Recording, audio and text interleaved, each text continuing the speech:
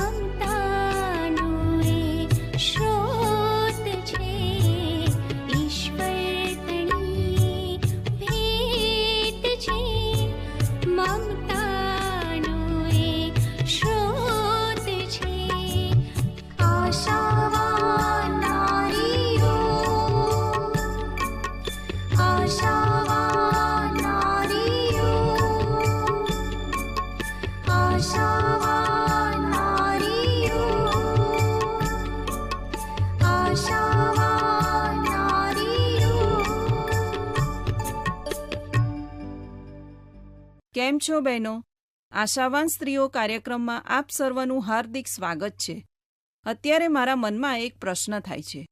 એક સ્ત્રી સગર્ભા બને તે પહેલાં તેણે કઈ શ્રેષ્ઠ બાબતોની તૈયારી કરવી જોઈએ જેથી તેના બાળકના જીવનની શ્રેષ્ઠ શરૂઆત થઈ શકે? હું માનું છું તે માટેની શ્રેષ્ઠ બાબત એ છે કે સારા પુરુષની સાથે લગ્ન કરવા. સાચી વાત ને? પણ તમે આવો પ્રશ્ન કેમ પૂછ્યો? તમારે હવે આ બધું જાણવાની શી જરૂર છે?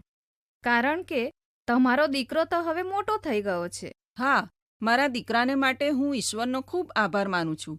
પણ જો મને ખબર હોય તો હું જે સ્ત્રીઓ પ્રથમવાર માતા બનવાની છે તેઓને મદદરૂપ બની શકું, માટે તે જાણવા માંગુ છું. બહુ જ સરસ. માતા પિતા બનવું તે એક મહાન આશીર્વાદ છે, પણ તે સાથે એક મોટી જવાબદારી પણ છે. પણ કેટલાક લોકો તે સંબંધી વધારે વિચાર કરતા નથી. કેટલાક લોકો બાળક અકસ્માતે આવી ગયું હોય એવો વ્યવહાર તેની સાથે કરે છે. પણ ઈશ્વરની નજરમાં દરેક વ્યક્તિ તે જન્મે તે પહેલાથી જ મૂલ્યવાન છે. હું ઈચ્છું છું કે દરેક બાળકનો પ્રેમથી સ્વીકાર કરવામાં આવે. વાલી બહેનો, તમે જાતે કદી જાણી શકતા નથી કે તમે સગર્ભા ક્યારે બનશો, પણ કોઈક રીતે તે માટેની પૂર્વ તૈયારી કે આયોજન કરી શકો છો. અને પતિ પત્ની તરીકે તમે ચર્ચા પણ કરી શકો કે કયો સમય બાળકને માટે શ્રેષ્ઠ હોઈ શકે. પતિ પત્ની બંનેએ તેમની નાણાકીય સ્થિતિ વિશે પણ વિચાર કરવો જોઈએ કે આવનાર બાળકના ખર્ચને પહોંચી વળવા તેમની પાસે પૂરતા પૈસા છે કે નહીં. તે સાથે તેમની બીજી જવાબદારીઓ કઈ છે? શું બાળકની કાળજી લેવા માટે તેઓ પૂરતો સમય ફાળવી શકશે કે નહીં? શું તેમના માતા પિતા મદદરૂપ બની રહેશે? શું તેઓ જે જગ્યા પર રહે છે તે બાળક માટે સલામત છે? વગેરે. જો સ્ત્રીને ધૂમ્રપાન કે અન્ય કોઈ વ્યસન હોય તો શું તે નુકસાનકારક બની શકે? ડોક્ટરના મત મુજબ ધૂમ્રપાન કે વ્યસન ગર્ભધારણ માટે ખરેખર જોખમરૂપ છે. તેને લીધે પુરુષ અને સ્ત્રી બંનેની ફળદ્રુપતા ઓછી થઈ જાય છે અને ગર્ભધારણ કરવો અઘરું બની જાય છે. જો સગર્ભા બન્યા પછી પણ સ્ત્રી આવા વ્યસનોમાં રહે તો બાળક ગુમાવવાનો વારો આવે છે. જો બાળક જન્મે તો નબળું અને નાનું હોય છે અને થોડા જ મહિનામાં તેનું મૃત્યુ પણ થઈ શકે છે. તેથી સ્ત્રીઓએ ધૂમ્રપાન અને અન્ય વ્યસનો સગર્ભા બનતા પહેલાથી જ છોડી દેવા જોઈએ. તે તેઓના માટે લાભકારક નથી. જો સ્ત્રી તરીકે તમે વધારે પડતા જાડા હોય કે પાતળા હોય તો પણ ગર્ભધારણમાં તકલીફ પડે છે. તેથી સ્ત્રી તરીકે તમારી ઊંચાઈના પ્રમાણમાં વજન પણ બરાબર હોવું અગત્યનું છે. કેટલીક છોકરીઓ વધારે પડતું ખાય છે તો કેટલીક છોકરીઓ પાતળી રહેવા માટે ઓછું ખાય છે. આ બંને બાબતો સગર્ભાવસ્થા માટે મુશ્કેલી ઊભી કરે છે. તો પછી ખોરાકમાં શું લેવું જોઈએ? શું તે માટે કોઈ ખાસ પ્રકારનો ખોરાક છે? પુષ્કળ પ્રમાણમાં તાજા ફળ અને લીલા શાકભાજી સાથે તમારે સમતોલ આહાર લેવો જોઈએ. તે સાથે ઘઉં, ચોખા, ઓટ, મકાઈ અને જવ જેવા આખા ધાન્ય પણ જરૂરી છે. તે સાથે પ્રોટીનયુક્ત ખોરાક એટલે કે દૂધ, સૂકો મેવો, કઠોળ પણ લેવા જરૂરી છે. અને શક્ય હોય તો મટન, માછલી અને ઈંડા પણ ખોરાકમાં લેવા જોઈએ. અથવા જો તમે શાકાહારી છો તો કઠોળ, સૂકા મેવા અને સોયાબીનની વસ્તુઓ તમારા ખોરાકમાં સામેલ કરો. તે સાથે વિટામિન B12 ની દવા કે ગોળી પણ લઈ શકાય. લીલા પાંદડાયુક્ત ભાજી એટલે કે પાલક, મેથી, સુવા, તાંદળજો, સૂકા કઠોળ, ઈંડા, સ્ટ્રોબેરી, રાસબરી તથા નારંગી વગેરેમાંથી વિટામિન પુષ્કળ પ્રમાણમાં મળી રહે છે. ડૉક્ટર એવું જણાવે છે કે જે સ્ત્રીઓ ગર્ભધારણ કરવાની ઈચ્છા રાખતી હોય તેમણે 1 કે 2 મહિના અગાઉથી આ વિટામિન મળે એવી ગોળીઓ લેવી જોઈએ. વિટામિન બાળકના માનસિક સ્વાસ્થ્ય અને વિકાસ માટે શરૂઆતથી જ મદદ કરે છે. તેથી સ્ત્રીઓએ પાંદડાયુક્ત ભાજી, ખાસ કરીને પાલકની ભાજી વધારે પ્રમાણમાં ખાવી જોઈએ. શું એવો કોઈ ખોરાક છે કે જે સગર્ભાવસ્થામાં ના લેવો જોઈએ? મને યાદ છે, મારા ડૉક્ટરે મને કોફી પીવાનું ઓછું કરી નાખવાની સલાહ આપી હતી. મને કોફી બહુ ગમે છે, તેથી મારા માટે તે અઘરું હતું. પણ કોફી કરતાં મારા બાળકને હું વધારે પ્રેમ કરતી હતી, તેથી મેં તે પીવાનું ઓછું કરી નાખ્યું હતું. હા, કેટલાક પુરાવા એવું કહે છે કે કોફીમાં રહેલું કેફેન તમારી ફળદ્રુપતા ઓછી કરી નાખે છે, તેથી ગર્ભધારણમાં મુશ્કેલી થાય છે. તેથી મર્યાદિત પ્રમાણમાં તે પીવાનું રાખો. દિવસમાં 2 કપ ઓછી કડક કોફી અથવા ચા પીવી તે સલાહભર્યું છે. ઠંડા પીણા અને શક્તિવર્ધક પીણામાં પણ કેફેન હોય છે, તેથી તેનાથી પણ દૂર રહો. તમને સ્ફૂર્તિ આપનાર આ બધા પીણા વગર તમે કેટલા સ્વસ્થ રહી શકશો તે વિશે વિચારો.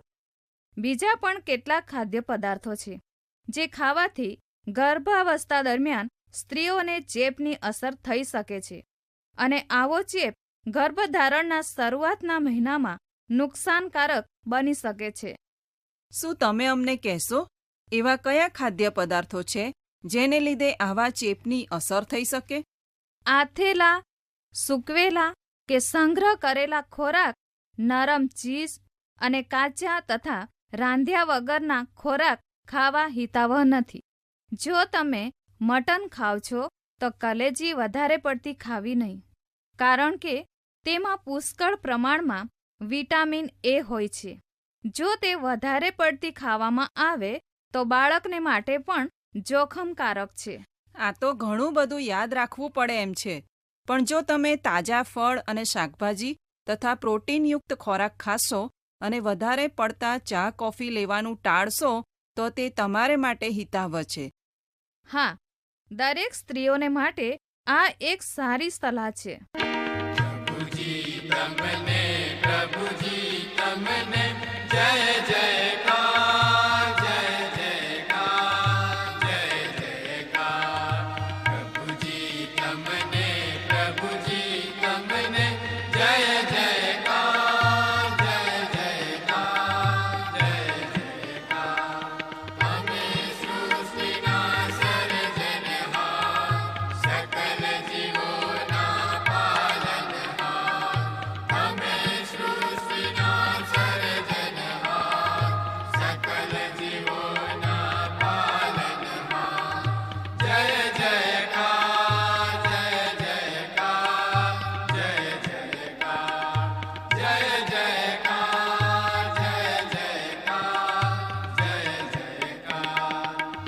પ્રિય બહેનો, આપ સાંભળી રહ્યા છો કાર્યક્રમ આશાવાન સ્ત્રીઓ.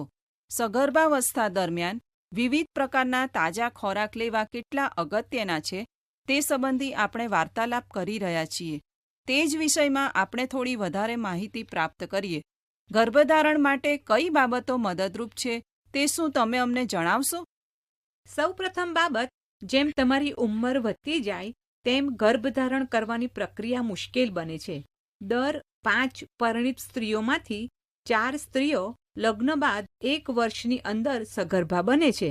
પણ જો તેઓ ગર્ભનિરોધકનો ઉપયોગ કરતા હોય તો તે શક્ય બનતું નથી. જો તમારી ઉંમર 35 વર્ષથી વધારે હોય તો પણ તે મુશ્કેલ બને છે. તેથી વધારે સમય સુધી રાહ જોશો નહીં. બીજી અગત્યની વાત, તમારા શરીરની પ્રક્રિયાને પણ સમજવી જ મહત્વની છે. તમારા માસિક ચક્રના મધ્ય ભાગના સમયમાં ગર્ભધારણ કરી શકાય છે. ત્યારબાદ આવે છે કસરત. શું તમે કોઈ ખાસ પ્રકારની કસરત કરી હોય એવું તમને યાદ છે? હા, હું ઓફિસમાં કામ કરતી હતી, તેથી મારા ડૉક્ટરે મને દરરોજ ચાલવાની સલાહ આપી હતી. પણ શરૂઆતથી જ ભારે કસરત કરવી હિતાવહ નથી. તેથી નિયમિત રીતે થોડી હળવી કસરત કરો, એટલે કે તમારા દરરોજના કાર્ય કરો અથવા હળવો વ્યાયામ કરો અથવા રમતો રમો. સામાન્ય રીતે સ્ત્રીઓને ખબર પડે કે તે પોતે સગર્ભા છે એટલે તે તરત જ ડૉક્ટરનો સંપર્ક કરે છે.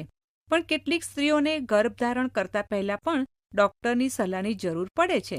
એનું કારણ શું હોઈ શકે? સ્વાસ્થ્યને લગતી કેટલીક તકલીફોને લીધે આવા સમયે વિશેષ કાળજી લેવી પડે છે. જો તમે ડાયાબિટીસ, બીપી, અસ્થમા કે વાયની તકલીફ હોય અથવા જાતીયતાની કોઈ તકલીફ હોય તો તમારે ડૉક્ટરની સલાહની જરૂર પડે છે. શું આવી દવાઓથી બીજી કોઈ તકલીફ થાય છે? હા, થઈ શકે.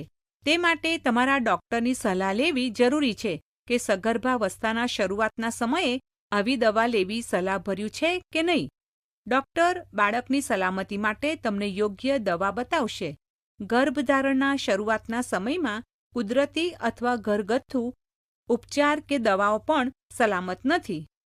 ડૉક્ટરની સલાહ લેવાનું બીજું પણ એક કારણ છે. કેટલાક ચેપ એવા હોય છે જે બાળકના વિકાસમાં મુશ્કેલી ઊભી કરે છે. અછબડા, ઓરી અને વધારે પડતી ખાંસી બાળકને માટે જોખમરૂપ છે. તેથી જો તમે તેની રસી મુકાવી ના હોય તો મુકાવી લેવી હિતાવહ છે.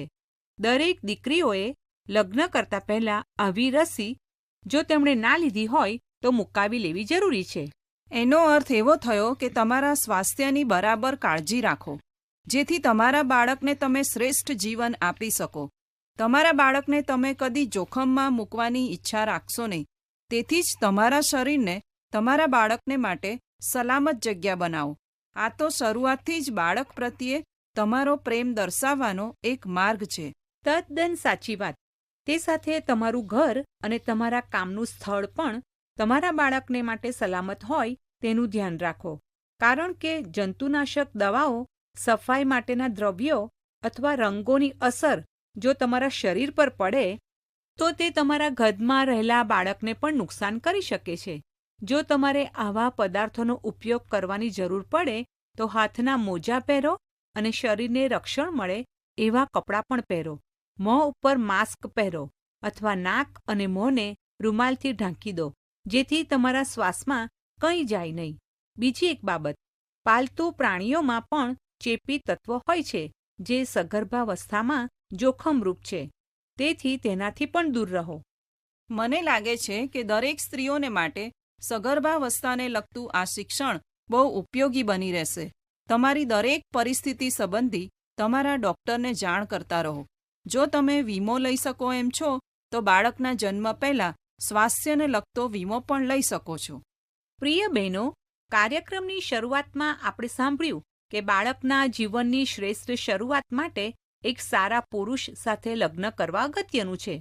જુવાન દીકરીઓને હું કહીશ કે લગ્ન કરતા પહેલા વિચારજો કે શું આ પુરુષ એક સારો પિતા બનીને તમારી અને તમારા બાળકોની સંભાળ રાખશે.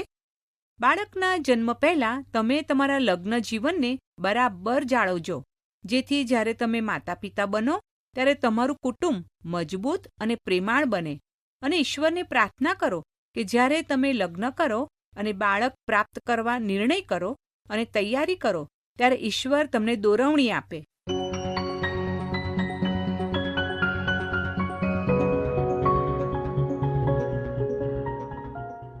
પ્રિય બહેનો, આજે આપણે સગર્ભાવસ્થાની શરૂઆત કે પૂર્વ તૈયારી સંબંધી ઘણું બધું શીખ્યા. હવે આપણે એવી 2 સ્ત્રીઓ વિશે સાંભળીશું જેઓએ આ સંબંધી અસામાન્ય તૈયારી કરી. તો બાઇબલની આ સત્ય અને આશ્ચર્યજનક વાર્તાને ધ્યાનથી સાંભળજો. કેમ છો બહેનો? આજે હું તમને પ્રભુ ઈસુના જન્મ પહેલાંની વાત કહેવા માંગુ છું. 2000 વર્ષો પહેલાં રોમન સામ્રાજ્યના સમયમાં ઇઝરાયેલ દેશમાં આ ઘટના બની. તે સમયમાં લોકો પ્રાર્થના કરતા હતા અને આશા રાખતા હતા કે તેમને બચાવવાને માટે ઈશ્વર એક મસીહાને મોકલશે. બાઇબલ જે ઈશ્વરનું સત્ય વચન છે તેમાં લુકની સુવાર્તા 1 અધ્યાય 26થી 38મી કલમમાં આ વાર્તા મળે છે. ત્યાં લખ્યું છે, 6 મહિને ગાબ્રિએલ દૂતને નાઝરેત નામે ગાલિલના એક શહેરમાં એક કુમારિકાની પાસે દેવ તરફથી મોકલવામાં આવ્યો. દાઉદના વંશના યુસફ નામે એક પુરુષ જોડે તેની સગાઈ થઈ હતી. તે કુમારિકાનું નામ મરિયમ હતું. દૂતે તેની પાસે આવીને કહ્યું કે, હે કૃપા પામેલી સુખી રહે, પ્રભુ તારી સાથે છે. પણ એ વાત સાંભળીને તે ઘણી ગભરાઈ ને વિચાર કરવા લાગી કે આ તે કઈ જાતની સલામ હશે. દૂતે તેને કહ્યું કે, હે મરિયમ, બીમા, કેમ કે તું દેવથી કૃપા પામી છે. જો તને ગર્ભ રહેશે ને દીકરો થશે, ને તું તેનું નામ ઈસુ પાડશે. તે મોટો થશે ને પરાત્પરનો દીકરો કહેવાશે, અને દેવ પ્રભુ તેને તેના પિતા દાઉદનું રાજ્યાસન આપશે. મરિયમે દૂતને કહ્યું કે એ કેમ કરીને થશે, કેમ કે મેં કોઈ પુરુષને જાણ્યો નથી. દૂતે તેને ઉત્તર આપ્યો કે પવિત્ર આત્મા તારા પર આવશે ને પરાત્પરનું પરાક્રમ તારા પર આચ્છાદાન કરશે. માટે જે તારાથી જન્મશે તે પવિત્ર દેવનો દીકરો કહેવાશે. મરિયમે તેને કહ્યું કે જો હું પ્રભુની દાસી છું, તારા કહ્યા પ્રમાણે મને થાવ. વાલી બહેનો, દૂતના કહ્યા પ્રમાણે થયું. કુંવારી હોવા છતાં મરિયમે ગર્ભ ધારણ કર્યો. આ તો ઈશ્વરનો એક ચમત્કાર હતો. અહીં આપણે થોડીવાર માટે થોભીએ અને યુવાન મરિયમ સંબંધી વિચાર કરીએ. આ બાબત ખરેખર તેને અજુગતી લાગી હશે. મને લાગે છે કે દૂતે તેને દર્શન આપ્યું ત્યારે તે ડરી ગઈ હશે, અને દૂતનો સંદેશ પણ કેવો અસામાન્ય હતો. મરિયમે શું વિચાર્યું હશે? શું મરિયમને એવું લાગ્યું હશે કે દુનિયાના લોકો મને ખરાબ સ્ત્રી કહેશે? યુસફ મારા માટે શું વિચારશે? શું આવા ખાસ બાળકને માટે તે યોગ્ય માતા બની શકશે? આવી બધી મિશ્ર લાગણીઓ તેના હૃદયમાં ઉદ્ભવી હશે. પણ તેમ છતાં તેણે ઈશ્વર તેનો ઉપયોગ કરે તે માટેની તૈયારી બતાવી. મરિયમ ઈશ્વરના તેડાને આધીન થઈ. તેણે શું કહ્યું? તેણે કહ્યું, હું પ્રભુની દાસી છું, તારા કહ્યા પ્રમાણે મને થાવ. એટલા જ માટે આજના સમયમાં મરિયમ આપણા માટે એક મહાન ઉદાહરણ પૂરું પાડે છે. હવે શું થયું તે જોઈએ. હવે મરિયમ તેની પિતરાઈ બહેન એલિસાબેતને મળવા જાય છે. મરિયમ કરતાં તે ઉંમરમાં ઘણી મોટી હતી. તેના લગ્ન જખારિયા યાજકની સાથે થયા હતા. તેમને પણ બાળક નહોતું, અને હવે એલિસાબેત વૃદ્ધ થઈ હતી. પણ તે પણ સગર્ભા બની, અને ઈશ્વરના દૂતે જખારિયાની સાથે વાત કરી. ઈશ્વરના દૂતે જખારિયાને કહ્યું કે તેમનું બાળક દેવનો પ્રબોધક બનશે, અને તે દીકરો યોહાન બાપ્તિસ્મી તરીકે ઓળખાયો. તેનું કાર્ય એ હતું કે લોકોને બચાવવા માટે આવનાર મસીહને માટે તે તેઓને તૈયાર કરે. અહીં વાર્તાનો બીજો ભાગ શરૂ થાય છે. લુકની સુવાર્તા 1 અધ્યાય 39મી કલમથી 55મી કલમમાં તેનું વર્ણન છે. જ્યારે મરિયમ એલિસાબેતને મળવા ગઈ ત્યારે તેને 6ઠ્ઠો મહિનો જતો હતો. એલિસાબેતે મરિયમની સલામ સાંભળી ત્યારે બાળક તેના પેટમાં કૂદ્યું, અને એલિસાબેતે પવિત્ર આત્માથી ભરપૂર થઈને મોટો ઘાંટો પાડીને કહ્યું કે સ્ત્રીઓમાં તને ધન્ય છે, ને તારા પેટના ફળને ધન્ય છે. એ કૃપા મને ક્યાંથી કે મારા પ્રભુની માં મારી પાસે આવે છે. જેણે વિશ્વાસ કર્યો છે તેને ધન્ય છે, કેમ કે પ્રભુ તરફથી જે વાતો તેને કહેવામાં આવી છે તે પૂરી થશે. આ સાંભળીને મરિયમે પણ ઈશ્વરની સ્તુતિ કરી. તે તો એક સામાન્ય અને ગરીબ સ્ત્રી હતી, પણ ઈશ્વરે તેને ખાસ રીતે પસંદ કરી. માટે મરિયમ ઈશ્વરનો આભાર માને છે. તેણે કહ્યું કે હવેથી સઘળી પેઢીઓ મને ધન્ય કહેશે, કારણ કે ઈશ્વરે મારા માટે અદ્ભુત કાર્ય કર્યું છે. ઈશ્વર સંબંધી તે જે શીખી હતી તે મરિયમ જાહેર કરે છે. ઘણી બધી વાર આવું બને છે કે જેઓ શક્તિશાળી અને અહમ ધરાવનાર હોય છે તેઓને ઈશ્વર પાડી નાખે છે, અને નમ્ર અને સામાન્ય લોકોને તે ઊંચા કરે છે. મરિયમ જણાવે છે, તેણે સરદારોને રાજ્યાસન પરથી ઉતારી નાખ્યા છે, અને તેણે દીનજનોને ઊંચા કર્યા છે. તેણે ભૂખ્યાઓને સારા વાનાથી તૃપ્ત કર્યા છે, અને શ્રીમંતોને ખાલી હાથે પાછા કાઢ્યા છે. ઈશ્વરે આપણા બાપ દાદાઓને આપેલું વચન પાળ્યું છે. હવે તે જાણતી હતી કે ઈશ્વર તેના વચન મુજબ તેના લોકોને બચાવવા આવનાર છે. તે બાળક એ જ ઉદ્ધારકર્તા છે, અને તે તેની યોજનાનો એક ભાગ છે. ખુશી છે આજ, ખુશી ખુશી છે આજ, ખુશી ખુશી છે આજ, ખુશી ખુશી છે આજ. હે ઈસુ ખ્રિસ્તે પાપી સારું જન્મ લીધો તે કાળ. હે ઈસુ ખ્રિસ્તે પાપી સારું જન્મ લીધો તે કાળ. ખુશી ખુશી છે આજ, ખુશી ખુશી છે આજ.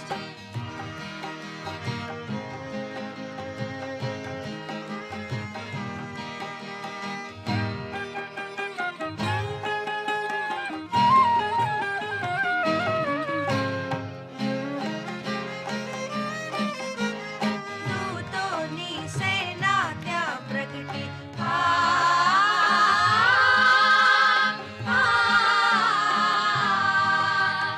દૂતોની સેના ત્યાં પ્રગટી, લાવી મુક્તિ વાત.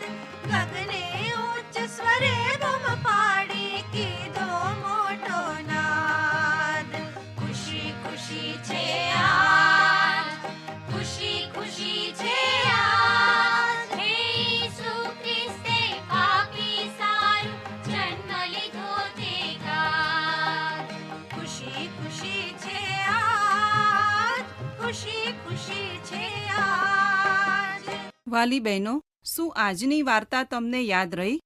મરિયમની પાસે કોણ આવ્યું? ઈશ્વરનો દૂત. શું મરિયમ પરણેલી હતી? ના, તે કુંવારી હતી. તેમ છતાં દૂતે તેને શું કહ્યું? દૂતે તેને કહ્યું કે તે જે બાળકને જન્મ આપશે તે એક મહાન રાજા બનશે. શું તમને યાદ છે બહેનો? દૂતે તે દીકરા સંબંધી શું કહ્યું? તેણે કહ્યું કે તે પરાત પરનો દીકરો કહેવાશે.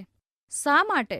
એટલા માટે કે કોઈ મનુષ્યથી તે જન્મેલો નહોતો, પણ પવિત્ર આત્મા તેના પર આવશે અને તેને મોટો કરશે, એવું દૂતે કહ્યું. શું તમને યાદ છે મરિયમે દૂતની વાત પર વિશ્વાસ કર્યો?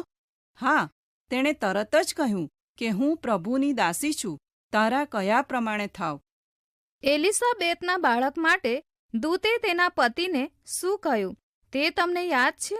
હા, તે દેવનો પ્રબોધક થશે અને દેવના દીકરાને માટે માર્ગ તૈયાર કરશે. જ્યારે એલિસાબેત તેની બહેન મરિયમને મળી ત્યારે તેને કેવી લાગણી થઈ હશે? તે તો આનંદિત થઈ હશે, ઉત્તેજિત થઈ હશે અને તેણે ઈશ્વરનો આભાર પણ માન્યો હશે, કારણ કે તેને ખબર પડી ગઈ હતી કે મરિયમના પેટમાં જે બાળક છે તે એક દિવસ તેના પ્રભુ બનનાર છે. મારી બહેનો, તે સમયે મરિયમે કેવો પ્રતિભાવ આપ્યો? તેણે તો ઈશ્વરની સ્તુતિ કરી.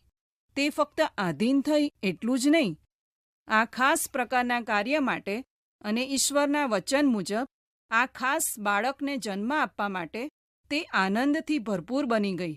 શું તમને ખબર છે આ બાળક કોણ હતું? હા, તે તો ઈસુ ખ્રિસ્ત હતા. વાલી બહેનો, મરિયમ અને એલિસાબેત બંને સામાન્ય સ્ત્રીઓ હતી, પણ તેઓ ઈશ્વરને પ્રેમ કરતી હતી, ઈશ્વરનું ભજન કરતી હતી અને ઈશ્વરના વચનને આધીન થવા તૈયાર હતી. તે બંને ખાસ દીકરાઓની માતા હતી અને તેમણે પોતાના દીકરાઓને પણ ઈશ્વરના વચન શીખવ્યા અને સંપૂર્ણ રીતે ઈશ્વરને આધીન થવાનું પણ શીખવ્યું. પ્રિય બહેનો, માતાઓને ઈશ્વરે કેટલી મહાન જવાબદારી સોંપી છે અને તેમણે એક બોજ રૂપે તે કાર્ય કર્યું નહીં. મરિયમે પ્રભુનો આભાર માન્યો, કારણ કે તે જાણતી હતી કે ઈશ્વરનું કાર્ય કરવું તે એક ખાસ સન્માન છે. શું તમને કદી આવી લાગણી થાય છે? ઈશ્વર તમને જે કાર્ય સોંપે તે માટે તમે ઈશ્વરનો આભાર માનીને તે શ્રેષ્ઠ રીતે કરી શકશો. તે બાળકોનો ઉછેર હોય, નોકરી હોય, ઘરનું કાર્ય હોય કે પછી ધીરજથી બીમારીને સહન કરવાની હોય, પણ કેટલીક વાર આપણે કચકચ કરીએ છીએ. હું પણ કરું છું અને તમે પણ કરો છો. કેટલીક વાર આપણું કાર્ય કપરું હોય છે અને કદાચ અયોગ્ય પણ હોય છે. શું આપણે પોતાની જાતને સુધારવા તૈયાર છીએ? યાદ રાખો બહેનો, ઈશ્વર આપણા હૃદય તરફ જુએ છે અને જ્યારે આપણે ઈશ્વરને પસંદ પડે એવું કાર્ય કરીએ છીએ ત્યારે ઈશ્વર ખુશ થાય છે. 1 કોરિન્થી 10મો અધ્યાય અને 31મી કલમ. શું આપણે ઈશ્વરને કહીશું કે હું તારી દાસી છું, તારી ઈચ્છા પ્રમાણે કરવા હું તૈયાર છું?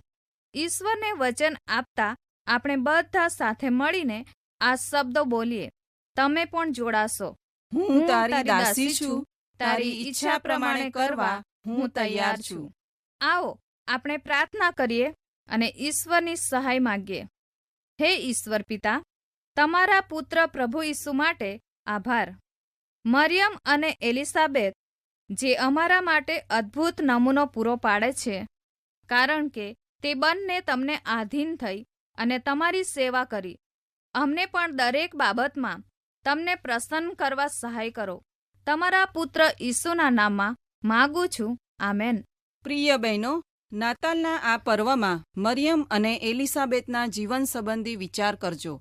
અંતમાં પત્રવ્યવહાર માટે અમારું સરનામું લખી લેશો, જેથી અમે તમારા અભિપ્રાયોને જાણી શકીએ. સરનામું છે કાર્યક્રમ આશાવાન સ્ત્રીઓ, Trans World radio India, post box number 2036, Fatehganj, Vadodara. Pincode number 390002. અમારી વેબસાઇટ છે radio882.com, radio882.com. અમારો ફોન નંબર છે 9998979026, 9998979026.